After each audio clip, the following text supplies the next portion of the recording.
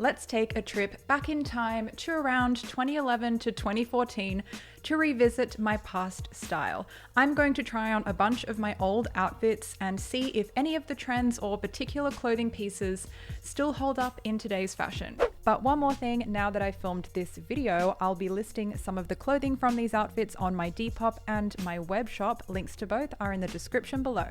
An outfit courtesy of Baby Sophie from 2011, the beginning of my obsession with American Apparel back then, especially the tights, which is no surprise, as American Apparel was definitely the peak of style in the early 2010s. By the way, please excuse my quarantine hair. I'm well overdue for a haircut. Anyway, I couldn't find the exact tights for this video, along with a bunch of other pieces, so if anything is different or missing, it's because I couldn't find it. So the printed t-shirt is by Bless. It's called the Holiday Garden t-shirt, and it was all over fashion blogs, Tumblr. It was a prized possession of mine. And don't worry, I haven't forgotten to mention what might be the most iconic fashion trend of the early 2010s in this outfit, or at least it was for my style, the Demonia creepers. Again, I couldn't find my exact old ones.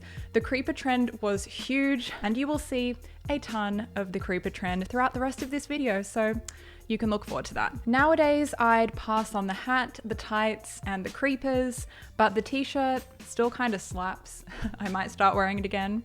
This outfit marks the beginning of my interest in kind of gothy fashion trends that were popularized by Harajuku street fashion. The skeleton tights, which were really scratchy and the print of the bones always spun around the wrong way, they were directly inspired by girls on the streets of Harajuku and of course Kyari Pamu Pamu. But the real star of this look is my long X-Boy London t-shirt, also seen in Tokyo street fashion. You can tell this was also the start of my love for oversized t-shirts, which weren't really a mainstream fashion trend back then like they are now. So while I obviously wear those, I am going to pass on the Boy London design, and the overall super gothy vibes might be cool for others nowadays, but just not for me anymore.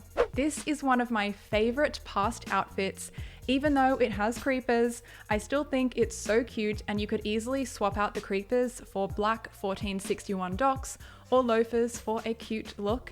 And yes, this is my Blair Waldorf dress, although I was completely unaware of that at the time that I purchased it secondhand from a market stall. I still own that dress and have worn it pretty recently. This outfit really illustrates how I loved contrast in my style, the very girly, lacy dress and white frilly socks, of course, with the grungy punk creepers. Also, we must take note of the fact that this original photo was shot on my MacBook's photo booth. That was like the low quality photo trend of the early 2010s, whereas now in the early 2020s, it's like disposable film. That's kind of how I see it, but I also think MacBook cameras might have just been replaced by the iPhone camera. Right when I got back from my first trip to Japan, I was so excited to rock all of the clothes that I bought there, and I somehow managed to cram most of them into this one outfit. Every single thing was from Tokyo, even the AF ones. The cat face printed t-shirt was super popular in Harajuku street fashion, of course, and it's from the store Nadia. The shorts and the choker are another example of those gothy punk trends of the time. Spikes and studs were super in. The original machine gun printed tights were from Mum Avant-Garde. Then we've got the cat bag that used to be so popular, the eyeball and skeleton hair clips by the brand Creepsville 666, and you bet they were all popular on the streets of Tokyo. So I think you guys get the gist of this look. This outfit has quite a few elements to it, with the creepers, the socks over the tights with the denim shorts with an oversized t-shirt on top with a sleeveless denim jacket or denim vest, then the pins and the buttons, the rings, and finally the dinosaur printed New Era cap. I loved layering and accessorizing at the time, and I loved adding sporty skater elements like the striped socks and the backwards cap. And if there's one clothing piece that has held up the best, it's that Adidas Originals Jeremy Scott t-shirt. I actually own 2 of them now. I got this t-shirt because the brand was very popular in K-pop fashion at the time, which I was also into, and I still get compliments on it to this day. I also still really like that denim vest. What do you guys think? How do you think I could style that in today's trends. Please let me know. We have reached 2013 with a double denim look. The jacket and shorts are both by, you guessed it, American Apparel. Remember that trend of really chunky gold chain necklaces as well? I must have gotten rid of all of mine. This is still a super cute look, but personally, I wouldn't wear such short shorts anymore because frankly, I just prefer to be comfy. I also think the abundance of American Apparel combined with the crop top really just screams 2013. But if you swapped out the shorts for some baggy jeans and maybe a slightly different top, this could totally hold up today. This is another of my favorite past outfits. The corduroy jacket is vintage Calvin Klein. The vintage skirt I had taken in and taken up. Oh, and this might be the first appearance of my vintage military beret. I still love berets and occasionally wear them to this day. Because this outfit features so many vintage looking items, I feel like somehow there would still be a place for the individual items, like the skirt, the shoes, and the jacket, just styled in different ways.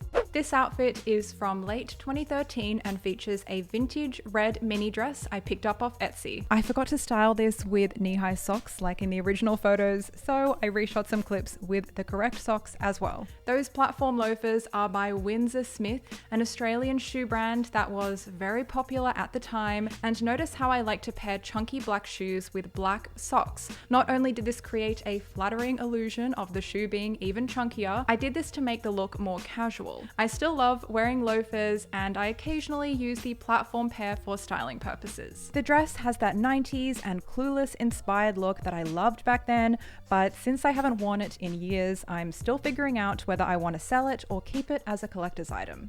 This look from 2014 shows how much I loved wearing black and gold together with the pops of red in the scarf and on my nails. The Joy Rich Giza sweatshirt is a lot more faded today. Back then it was my special glam sweatshirt as it had the beautiful gold embroidery. The cuffed shorts are of course by American Apparel. Those were one of my favorite pairs to wear with black tights and chunky shoes in winter. This outfit also happens to be from after my second trip to Japan, where I picked up one of my favorite vintage scarves and started wearing them in my hair, which I'm sure you recognize from my scarf headband tutorial. I don't wear this bag anymore, so I'll definitely be selling it, but I really liked the combination of old-fashioned vintage pieces and casual streetwear in the same look. Lastly, I must point out those chunky boots by, again, Windsor Smith. I'm glad I held on to these boots because even though they are quite 2014 to me, chunky black shoes have really made a comeback, so I think these could be styled in a more current way. Next up is an outfit concept I shot last minute that I really wanted to include. In 2013 to 2014, my go-to look was some kind of pleated skirt, like a tennis skirt, combined with a crop top, like this cropped sweatshirt.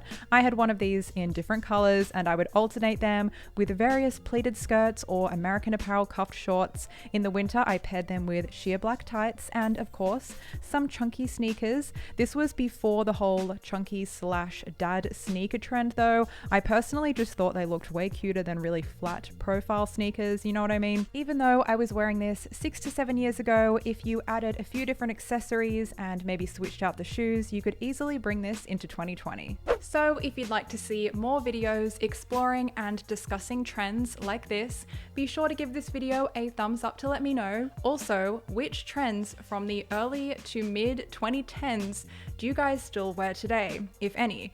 And which are you most happy to see go away? I would love to hear your answers in the comments below. Thank you guys so much for watching, and I'll catch you in my next video.